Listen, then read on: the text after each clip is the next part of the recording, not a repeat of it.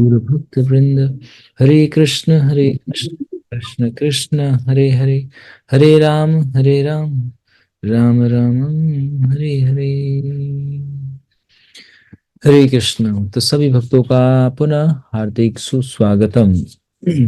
तो ये वर्ष बीतने वाला ही है। इस महीने के हम लोग ऑलमोस्ट 55% तो जी लिए। एक वर्ष हमारे जीवन का और कम हो जाएगा बहुत जल्द ही। और एक कदम हम कितना आगे बढ़ पाए भगवान की तरफ, हम सबको थोड़ा थोड़ा पता होना चाहिए।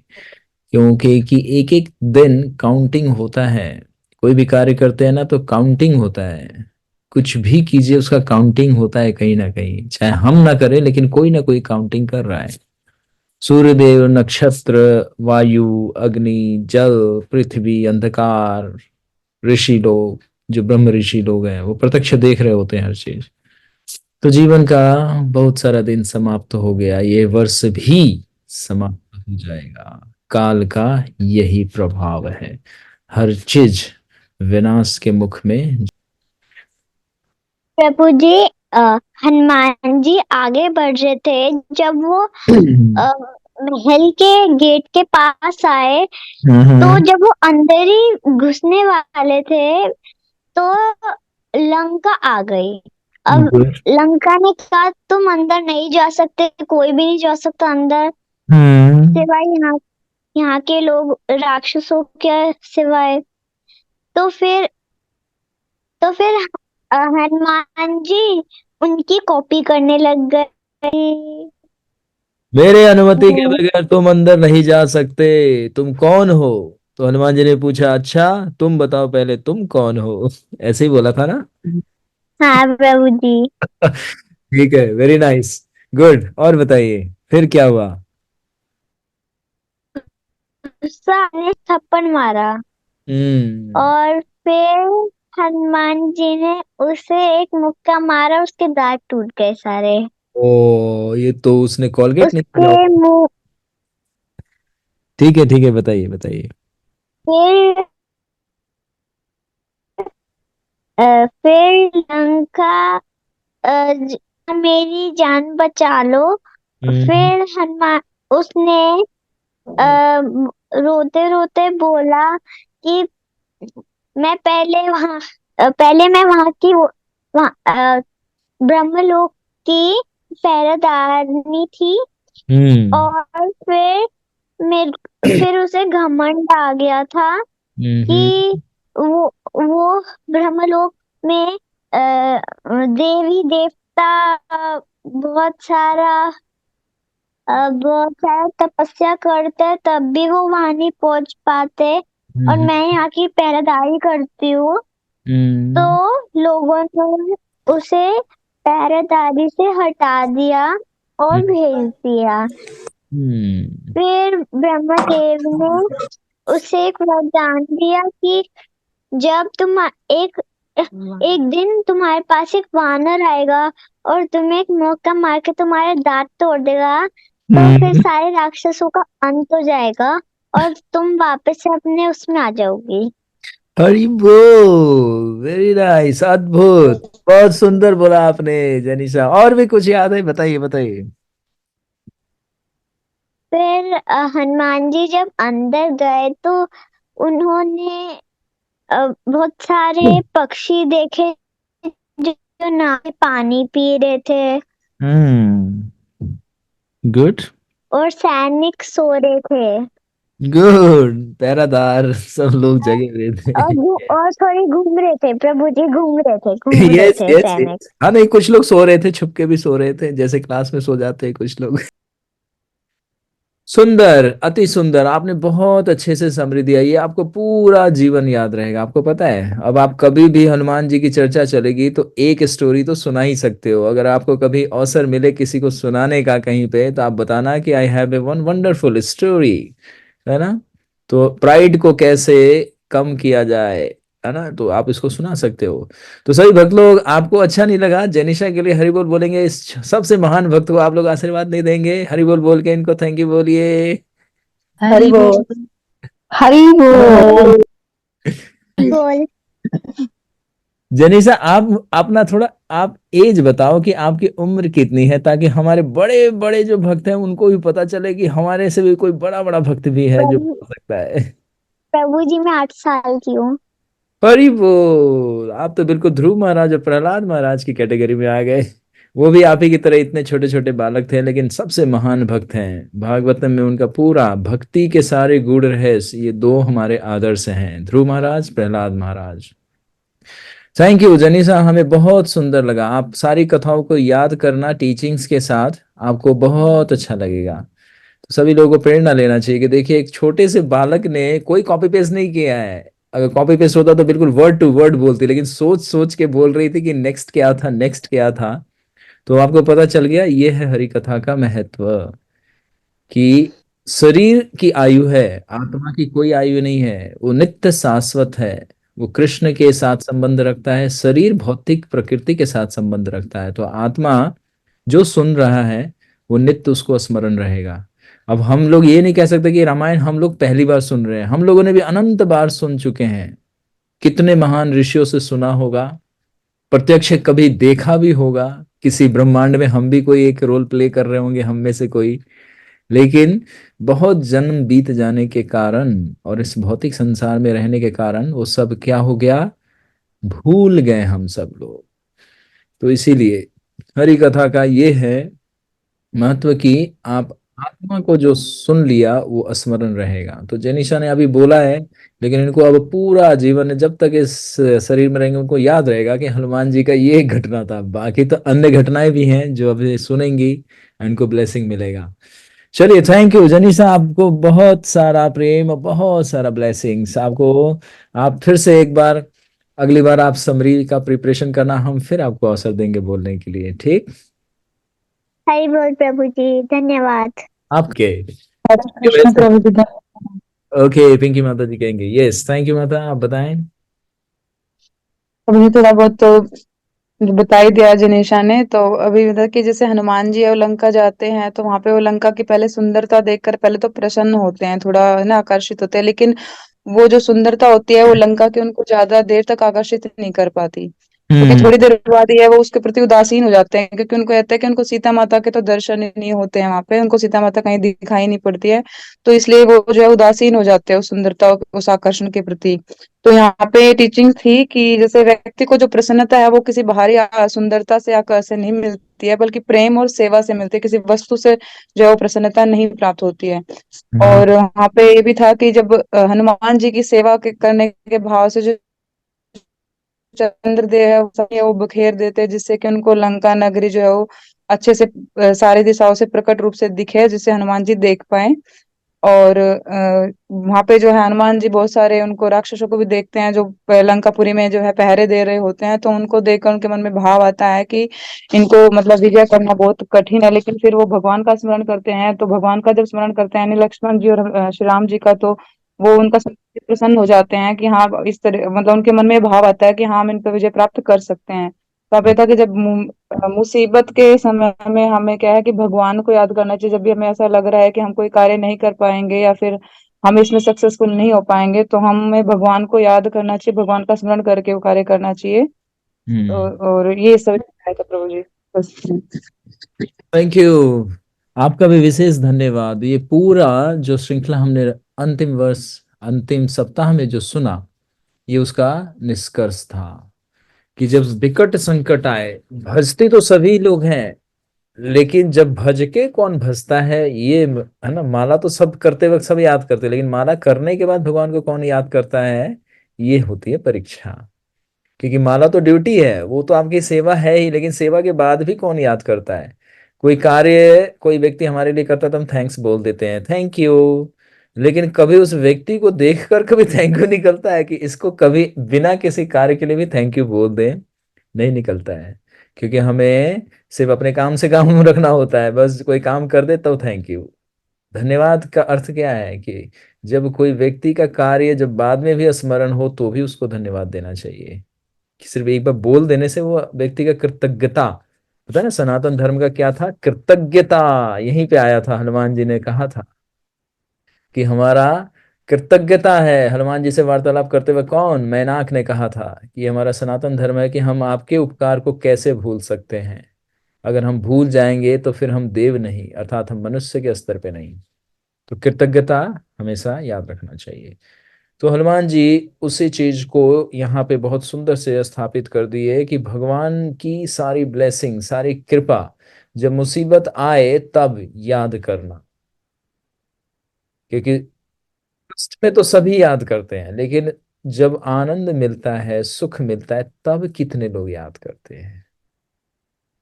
कितने लोग नहीं, भूल जाते हैं। उसमें फिर हमारा क्रेडिट आता है, मैंने किया है, मेरा अचीवमेंट है, मैं। फिर भगवान कहते हैं कोई बात नहीं, अचीवमेंट ले लो, आपको जितना अचीवमेंट मिलता है वो सब ले लो आप। तो इसीलिए भगवान को स्मरण सदैव हर परिस्थिति में किया जाता है। दुख हो तो भी उतना, सुख हो तो भी उतना, क्योंकि दोनों ही भगवान की व्यवस्था है। अब हमें सुख अच्छा लगता है, दुख अच्छा नहीं लगता। लेकिन जो महान भक्त हुए हैं वो सुख से ज्यादा दुख को ज्यादा, है ना, क्या देते हैं, उसको सम्मान देते हैं, उसको स्मरण करते हैं। ये कुंती महारानी की शिक्षा है। कहती है कि अगर इतना दुख जीवन में नहीं होता तो मैं आपको कैसे स्मरण रख पाती। ये विशेष कृपा है आपकी कि आपने मुझे जीवन में इतने सारे कष्ट दिए। क्योंकि कष्ट जो है वो मन का एक क्या है, प्रतिबिंब है। हमारे कर्म के रूप में शरीर को, मन को, इंद्रियों को कष्ट मिलता है। आत्मा तो अभिन्न है और वो सदैव इस भौतिक प्रकृति से बिल्कुल अनावृत है। मतलब इसके बीच में होते हुए भी वो इससे मुक्त है।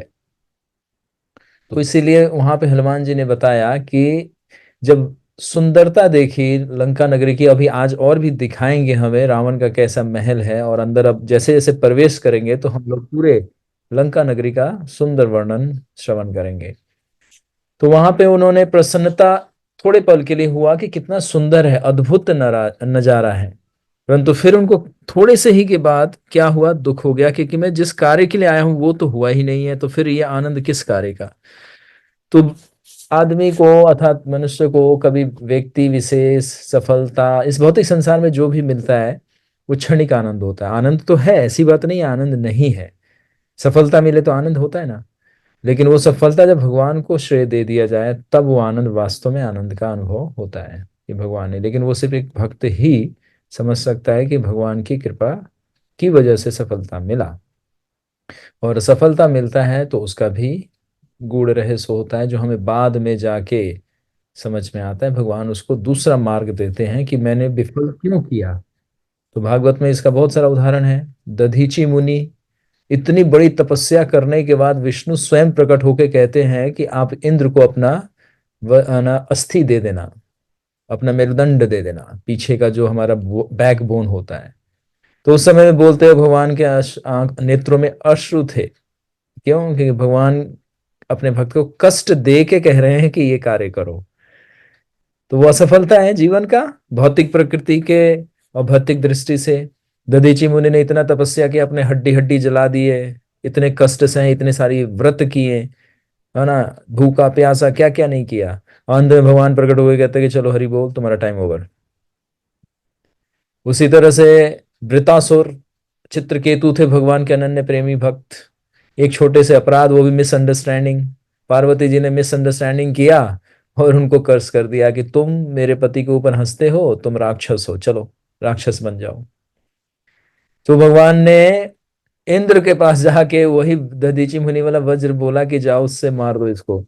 तो दोनों भौतिक प्रकृति से विफल दिखते हैं, है ना, लेकिन आंतरिक रूप से दोनों नित्य धाम को प्राप्त कर लिए। भगवान ने कहा कि यहाँ पे तो तुम सफल नहीं होगे, लेकिन तुम्हारी ये असफलता क्या है, आंतरिक रूप से तुम्हारी सर्वोच्च सफलता है, क्योंकि तुम मुझे प्राप्त कर रहे हो। इसलिए वृतासुर ने कहा, आओ इंद्र, मेरा वध नहीं करोगे, वध करो। कितने वर्ष लग गए थे उसका गर्दन काटने में। तो बाह्य रूप से कभी कभी ऐसा ही होता है, भक्तों के साथ असफलता दिखता है, लेकिन वास्तव में असफलता नहीं है। आत्मा का स्तर पे अगर वो शुद्ध चेतना के स्तर पे देखा जाए तो बाह्य रूप से जो सफलता काउंट करते हैं वो नहीं होता है आध्यात्मिक जगत में। कोई जगत में व्यक्ति क्या कर सकता है? कोई धनवान बन सकता है, कोई सुंदर बन सकता है, कोई शक्तिशाली बन सकता है? कोई प्रसिद्धि ले सकता है? कोई कार्य करने की क्षमता है किसी में? कुछ नहीं है। ये सब कर्मों का लेखा जोखा और इच्छाएं हैं।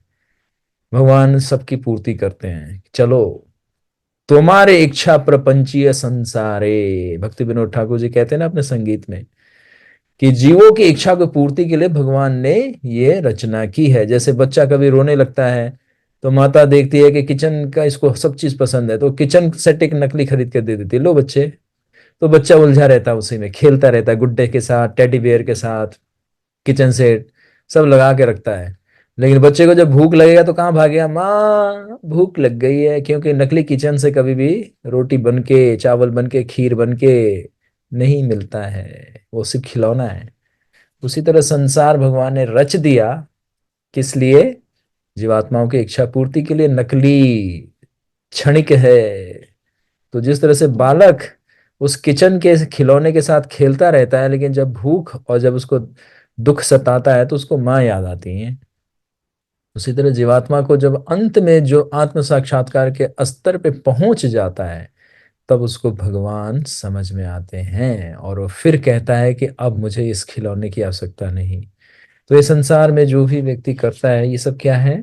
उसकी इच्छा, उसके पुण्य कर्मा, जो कि भौतिक पुण्य कर्मा है। आध्यात्मिक से तो वो आध्यात्मिक जगत में चला जाएगा।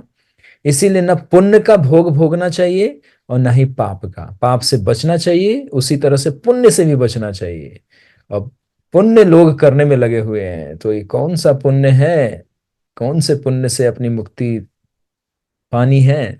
और इस आध्यात्मिक पुण्य को कैसे बढ़ाना है और भौतिक पुण्य को कैसे शून्य कर देना है? क्योंकि अगर अच्छा कार्य करते रहे, अच्छा कार्य करते रहे, तो एक दिन फिर से इसी जगत में ही तो आना पड़ेगा। अरबपति बन के भगवान भेज देंगे।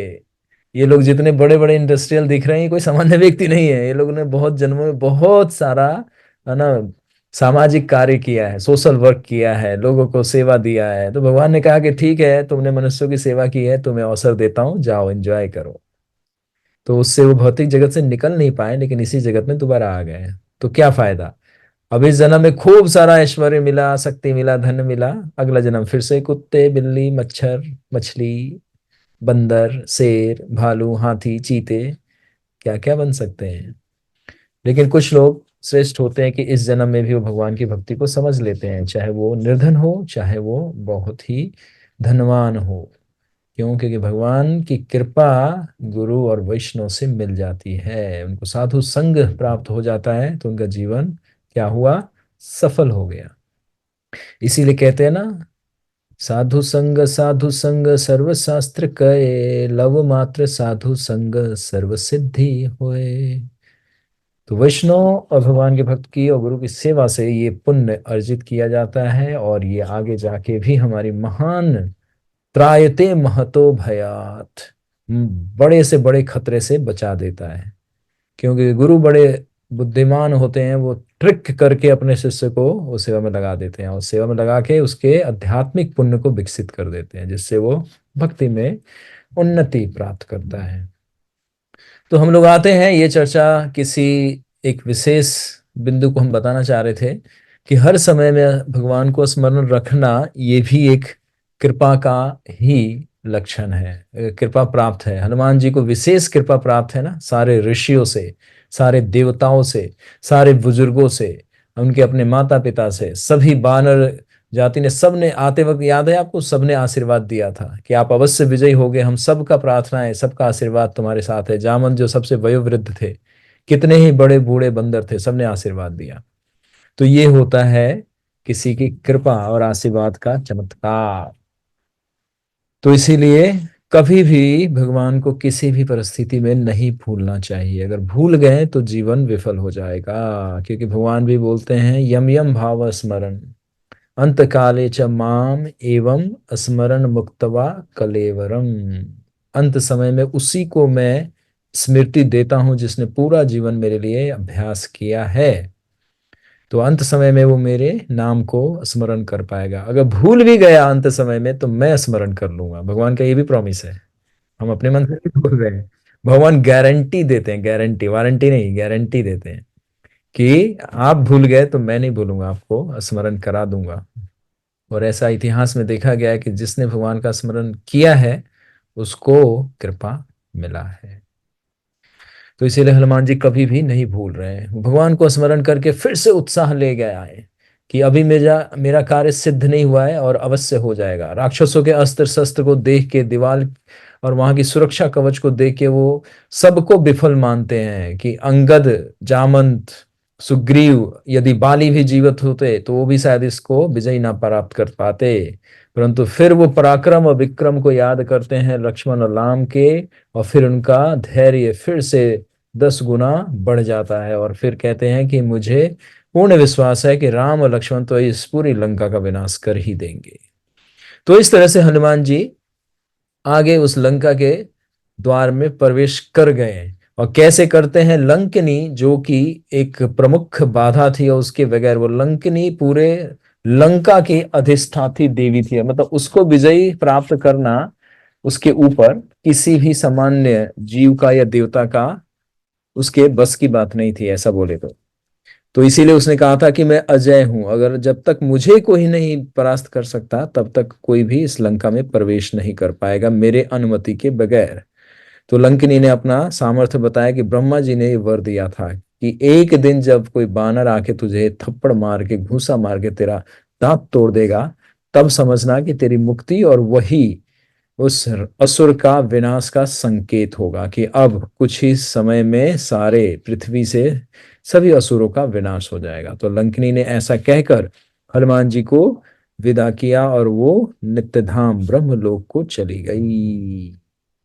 क्योंकि ब्रह्मा की कही बात सत्य है, उसमें तिल भर भी अंतर नहीं पड़ सकता, लंकिनी कह रही है हनुमान जी से। देखो, सीता के कारण इस दुष्ट रावण का तथा अन्य समस्त राक्षसों का विनाश काल आ पहुंचा है।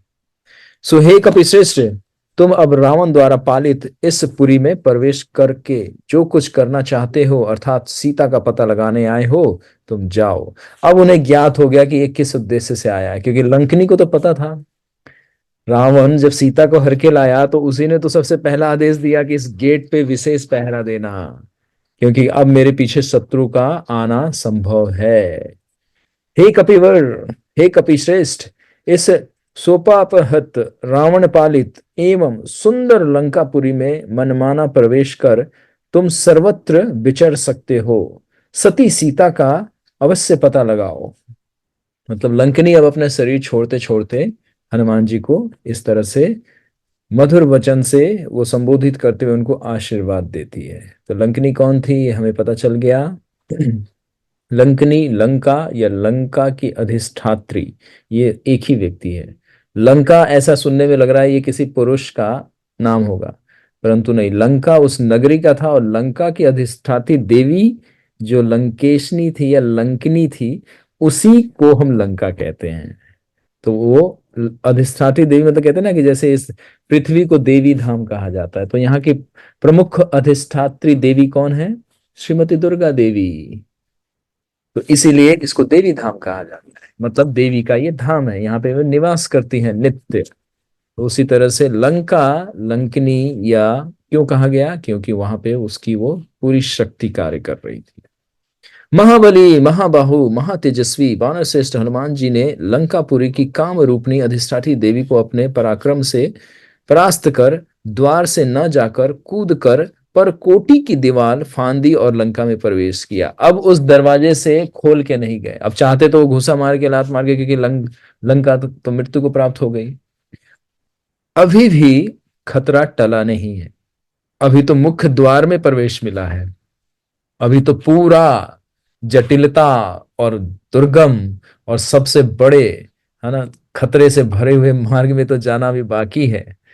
तो हनुमान जी ने क्या किया कि अपने फिर से लघु रूप बनाया, छोटे बिल्ली के आकृति के जो बने थे, और फिर दीवार पे चढ़ गए। अब दीवारों से चढ़ के उतरेंगे अंदर, लंका में प्रवेश करेंगे, गेट से नहीं गए जिस गेट पे लंका पहरा दे रही थी।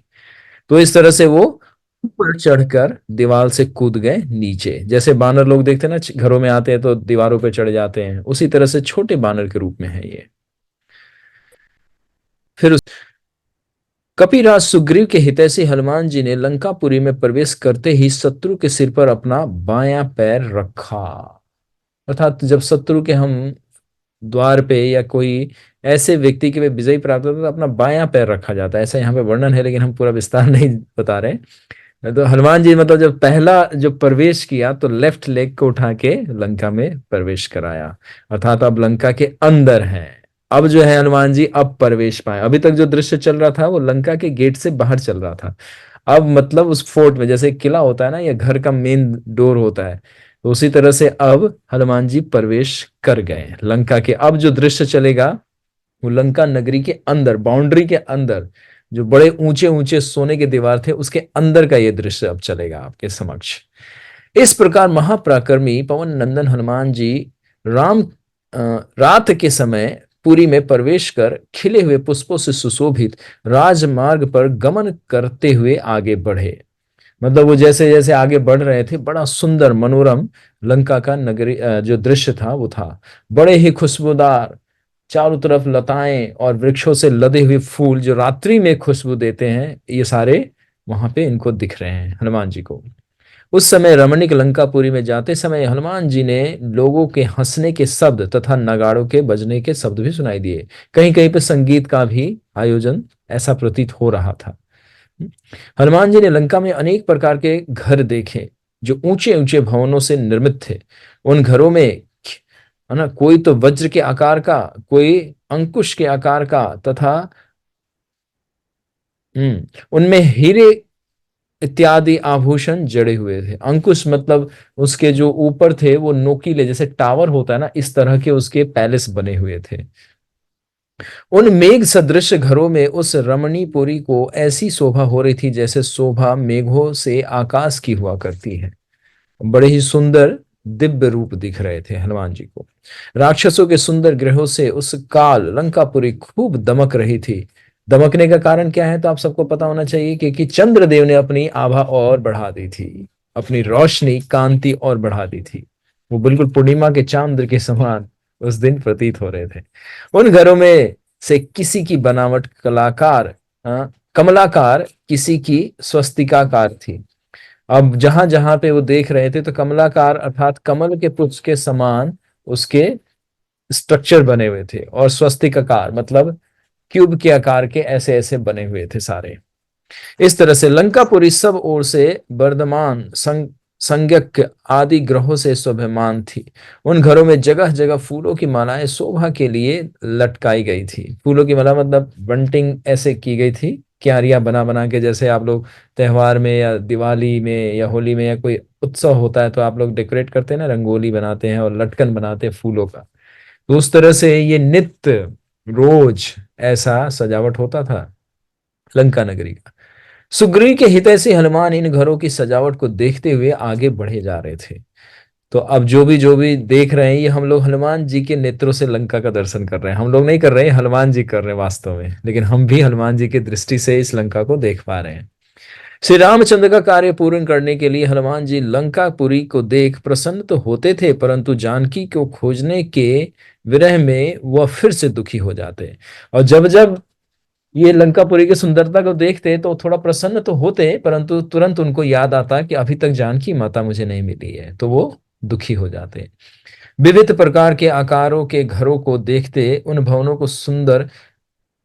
भवनों से सुंदर गाने की धुन भी सुनाई पड़ते। कहीं कहीं ऐसा लग रहा है कि जैसे रात्रि में कोई संगीत गा रहा हो, ऐसे भी सुनाई दे रहे थे। वह गान वक्षस्थल, कंठ और मस्तक से निकले हुए मद्र, मध्य और तार नामक स्वर से युक्त था। इससे पता चल रहा है हनुमान जी को संगीत का भी पूर्ण ज्ञान है। तार नामक स्वर, ये स्वरों के नाम होते हैं। गंधर्व लोग जो गाते हैं, जो अगर मंत्र नारायणी माता होंगी तो उनको पता होगा, ये सब विशेष है ना नाम होते हैं। सर है ना, लय ताल, ये जो कहते हैं ना कि जैसे हम लोग बजाते हैं तो जो ध्वनि उत्पन्न होता है उसका भी एक लय होता है। जैसे आप कीर्तन में कोई करताल और मृदंग सही ना बजाए तो गाने वाले का मूड ऑफ हो जाता है, भाई क्या बजा रहे हो। क्योंकि गाने वाला उसी के सहारे से, उसी की सहायता से उसका मिश्रण लेके गुणगान करता है भगवान का। तो यहाँ पे बता रहे हैं कि कैसे गाया जा रहा था। वो जो ध्वनि सुनाई दे रही थी, वक्षस्थल अर्थात छाती और कंठ और मस्तक से निकले हुए मद्र, मध्य और तार नामक स्वरों से युक्त था। जो संगीत सुनाई दे रहा था वो हनुमान जी पकड़ पा रहे थे। तो इससे पता चल रहा है कि वेदों का ज्ञान है, क्योंकि लक्ष्मण जी ने पहले ही बोला था कि सामवेद में ये सब पिच बताए जाते हैं, कौन सा मंत्र किस तरह से उच्चारण करना चाहिए, कैसे उसका पिच होना चाहिए। इसीलिए तो कलयुग में कोई भी मंत्र बोलना निस्सफल है, क्योंकि उसका लाभ नहीं मिलेगा, है ना? ओम थोड़ा बहुत इधर उधर से बोलते हैं, लेकिन उसका भी एक पैरामीटर है ओम बोलने का, वो भी जब गुंजयमान होता है तब उसकी शक्ति जागृत हो जाती है। तो हनुमान जी को यहाँ पे हम लोग हम लोग को ये पता चल रहा है कि हनुमान जी को संगीत के स्वरों का भी पूर्ण ज्ञान है, तभी तो भगवान का इतना सुंदर सुंदर भजन गाते हैं और नाम जपते रहते हैं। स्वर्ग स्वर्गवासिनी अप्सराओं की तरह काम से उन्मत्त हुई स्त्रियां के बिछुए और करधनी को झनका जो स्त्रियों के सीढ़ियों पर चढ़ने उतरने से होती थी, हनुमान जी के कानों में पड़ रही थी। अब कुछ राक्षसियां होंगी जो इधर उधर आ रही होंगी, जा रही होंगी रात्रि में, तो उनके पैरों के जो आभूषण है और हस्त बाजू और जो कमर बद्ध है, ये सब झुमके अर्थात उनके आभूषण के ध्वनि हनुमान जी के कानों में पड़ रही है। हनुमान जी बलवान राक्षसों के घरों में सुनते जाते और आगे बढ़ते जाते। कहीं तालियां बजाने और सिंह तुल्य दहाड़ने की शब्द भी सुनाई पड़ते। कभी कभी बीच में कोई राक्षस हंस भी लेता तो दहाड़ने जैसी आवाज आती, जैसे होता है ना, कभी कहीं हम लोग जा रहे होते हैं रात्रि में, तो कहीं कहीं घरों में कोई जगह रहता है, तो खिड़की से हंसने की या किसी को चीखने की या गप्पे मारने की या कोई सामान उठक पटक करने की आवाजें आती है। तो हनुमान जी को ऐसे ही, है ना, अलग अलग महलों से अलग अलग ध्वनियां सुनाई पड़ रही हैं। तो रात्रि में तो राक्षस लोग जागेंगे ही, राक्षस हैं तो रात्रि में ही जागेंगे। मनुष्य लोग तो 8-9 बजे सो जाते हैं, और जो असुर होते हैं वो रात्रि 12, 2-2, 1-1 बजे तक जगे रहते हैं। तो इसीलिए कलयुग में सभी लोग असुर ही की कैटेगरी में आते हैं। हनुमान जी इस तरह से उन सारे भवनों को देखते और आगे बढ़े जाते, परंतु कहीं पे भी जानकी का उनको संकेत न मिला। कहीं तालियां बजाएं और सिंह तुल दहाड़ने की शब्द सुनाई पड़ते, हनुमान जी उन सबको अनदेखा कर आगे बढ़ते जाते। हनुमान जी ने राक्षसों के भवनों में जप करने वाले राक्षसों द्वारा उच्चारित मंत्रों को भी सुना और स्वाध्याय नृत्य राक्षसों को भी देखा। अब इससे पता चल रहा है कि रावण तो था, वो भी ब्राह्मण था, और ब्राह्मण के गुण के अनुसार वो यज्ञ भी करता था, वेद अध्ययन भी करता था। तो उसी तरह से यहाँ पे कहीं कहीं महलों में मंत्र उच्चारण की ध्वनि भी सुनाई दे रही थी, जो हनुमान जी दूर से सुन रहे थे। और स्वाध्याय अर्थात कोई वेदों का अनुष्ठान भी कर रहा था, ऐसा प्रतीत हो रहा है। अनेक राक्षसों को रावण की प्रशंसा करते और गर्जन करते हुए देखा। मतलब कुछ राक्षसों में अपने रावण राजा की प्रशंसा भी कर रहा है एक दूसरे से। राजमार्ग को घेरे हुए राक्षसों का एक बड़ा सा दल अब हनुमान जी के समक्ष दिखा। और जब आगे बढ़े जा रहे थे तो उनको एक बड़ा सा ग्रुप दिखा, जो बड़े अद्भुत और बड़े ही शक्तिशाली और बड़े ही डरावने राक्षसों का ये गुट है। नगर के बीचों बीच सैनिकों का जो छावनी था, उसमें हनुमान जी ने अनेक गुप्तचरों को भी देखा। इनके अतिरिक्त वहां पर बहुत से गृहस्थ जटाधारी मुंडिया चमड़े के वस्त्र पहने और ओढ़े हुए थे। अब ये राक्षसों की वेशभूषा कैसी है? जो पशु को मार के, है ना, जो उन्होंने चमड़े निकाल रखे थे, वो अपने वस्त्र के आभूषण बना रखे थे। उन लोगों ने आभूषण मतलब कपड़े बना रखे थे, क्लोथ्स। आप लोग देखते हैं ना, सर्दियों में लेदर जैकेट पहनते हैं लोग, फैशन दिखाते हैं, लेकिन उनको ये नहीं पता कि अगली बार यमराज कहेंगे चल बे भैंस इधर आ, इसकी खाल तू उधेड़, तेरा ये चमड़ा बना के पहना था ना। तो हमें अवॉइड करना चाहिए। भगवान ने इतने इतने सब हमें वस्त्र दिए हैं, वुलन दिए हैं, जो कि भेड़ और अन्य, है ना, उनके बालों से निर्मित होता है, तो उनको कष्ट नहीं होता, क्योंकि प्रकृति ने बनाए ही ऐसे है। चाहे वो रेशमी हो या भेड़ बकरियों के बालों से बनता है, उसमें को इतना अपराध नहीं लगेगा जितना कि लेदर का जैकेट पहनने में लगता है। एक तरह से ये भी किलिंग के ही अपराध में आता है, अर्थात पशु हत्या का जो अपराध होता है वही अपराध इसको माना जाता है। 7 तरह के इसमें व्यक्ति फंस जाते हैं। तो इसीलिए लेदर जैकेट नहीं पहनना चाहिए, क्योंकि असुर होते हैं ये लोग जो लेदर जैकेट पहनते हैं, लेदर के बेल्ट, लेदर के जूते, क्योंकि इसके लिए कितने पशु को मृत्यु के घाट उतार दिए जाते हैं। तो ये भी एक महान पाप के अंतर्गत आता है। तो यहाँ पे हम ये क्यों चर्चा कर रहे हैं, क्योंकि यहाँ पे असुर लोग चमड़े के वस्त्र पहने हैं, तो ये असुर है तभी तो पहनते हैं। मनुष्य या देवता कभी आपने नहीं सुना होगा चमड़े का उन्होंने जैकेट पहना है। इंद्र को कभी आपने सुना है क्या कि अच्छा इसने लोकेस्टा का सबसे बढ़िया क्वालिटी का देखो इसने पहन रखा है चमड़े का जैकेट, चलो हम भी खरीद के लाते हैं, ब्राउन कलर का लाएंगे, नहीं नहीं रेड वाला ज्यादा अच्छा लगता है। तो चमड़े जो पहनते हैं वो असुर पहनते हैं, जूते, बेल्ट, इवन वैष्णवी को तो लेदर का पर्स भी नहीं रखना चाहिए, ये भी अपराध है, ये भी पाप है, तो अवॉइड करना चाहिए। तो चमड़े के वस्त्र पहने हुए इधर उधर डोल रहे मतलब इधर से उधर पहरा दे रहे हैं। हनुमान जी सब ये देखते हुए आगे बढ़े जा रहे हैं। कुश के मुठों से प्रहार करने वाले, मंत्रों द्वारा अग्नि से कृत्य उत्पन्न करने वाले, कंटीले मुदगर धारण करने वाले तथा डंडा हाथ में लिए जो विचित्र रूप से कंटीली कंटीली मतलब कांटे निकले हुए हैं, ये अस्त्र शस्त्रों का वर्णन आ रहा है। मतलब कौन सा राक्षस क्या पकड़ा हुआ है और किस, तो सब तो वर्णन नहीं करेंगे क्योंकि युद्ध के समय तो ये सब वर्णन आएगा ही आएगा। आगे बढ़ते हैं थोड़ा सा वर्णन करके। एक आंखों वाले, अनेक कानों वाले, छाती पर लंबे लंबे घने बालों वाले, मतलब राक्षस लोग ऐसी हैं बेढंगे दिखने वाले, किसी के 4 कान है, किसी के 10 कान है, किसी के 5 नाक है, ऐसे विचित्र विचित्र से असुर है यहाँ पे। किसी के छाती बड़े हैं तो किसी के लंबे लंबे छातियों पे बाल लटके हुए हैं, जैसे ना चिंपैंजी वगैरह देखते हैं ना आप लोग, उस तरह से ये लोग असुर है ना। और ये भयंकर दिखने वाले, किसी के 4 मुख, किसी के 2 मुख, और किसी किसी के छाती पे ही मुख निकले हुए हैं, ऐसे विकट रूपधारी वाले अनेक असुरों को हनुमान ने देखे। तो हनुमान जी इन असुरों को देख रहे हैं। धनुषधारी, खगधारी, सतघड़ी और मुसलधारी, परिधि को हाथ में लिए हुए और विचित्र चमकते हुए कवच पहने हुए राक्षसों को हनुमान जी ने देखा।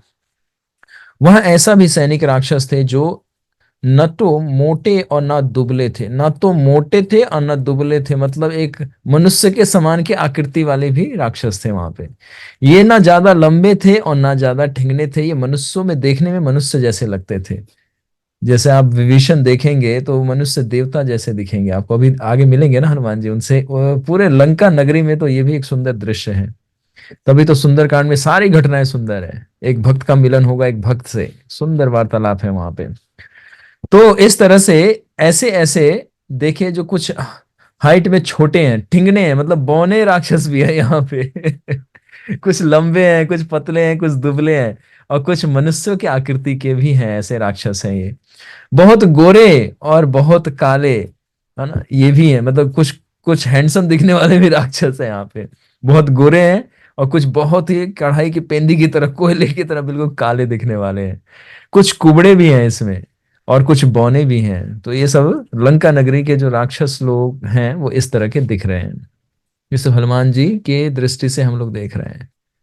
बदसूरत भी थे, मतलब बिल्कुल कुरूप, ऐसे देखने से उल्टी आ जाएगा आपको, इस तरह से बिल्कुल विचित्र विचित्र तरह के आकृति वाले हैं। अनेक रूपधारी थे, इसमें से सुंदरता का भी इनका वर्णन नहीं, मतलब इसमें कोई कोई ऐसे था कि देव पुरुष जैसे दिखते थे, लेकिन सब थे असुर।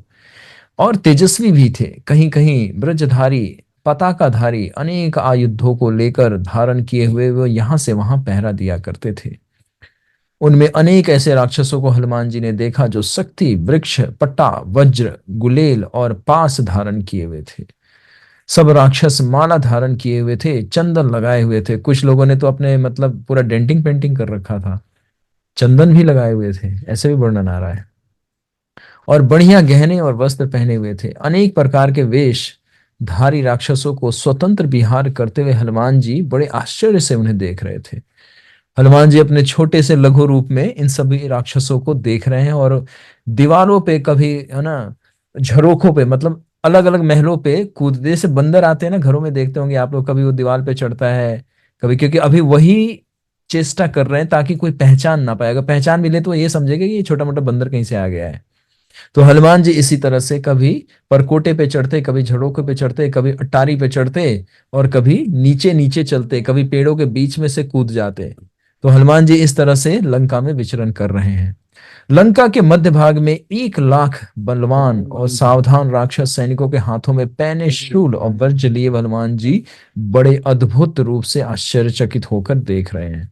मतलब अपनी आंखों को बड़ी बड़ी करके देख रहे हैं। जैसे कोई चीज हम देखते हैं ना, तो हम लोग भी बड़ी बड़ी तो आंखें देख के ऐसे, मतलब वो आनंद ले रहे हैं कि बड़े विचित्र विचित्र राक्षस है यहाँ पे। तो फिर वह हनुमान जी रावण के रणवास में पहुंचे। तब वहां देखा कि रावण की आज्ञा से रणवास के सामने भी राक्षस सैनिक रखवाली कर रहे हैं।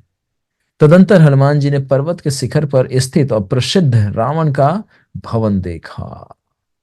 अब जो है हनुमान जी अब उस दिशा में प्रवेश करने जा रहे हैं, उस दिशा की ओर आगे अग्रसर हो रहे हैं जहां पे रावण का भवन है, अर्थात रावण यहाँ पे शयन कर रहा होगा।